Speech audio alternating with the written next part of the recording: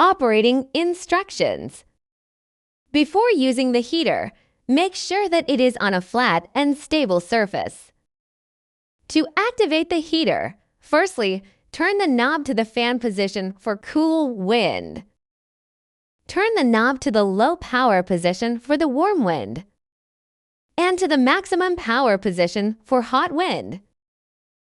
Secondly, turn the thermostat switch clockwise or counterclockwise to set the desired temperature that you require.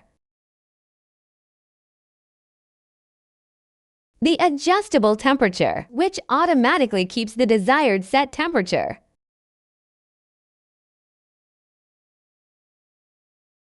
To completely shut the heater off, turn the thermostat switch off first. Then turn the knob to the off position. Note: do not force the knob beyond its normal stop position. Caution: do not place your hands in front of the air outlet while the heater is running to avoid burns.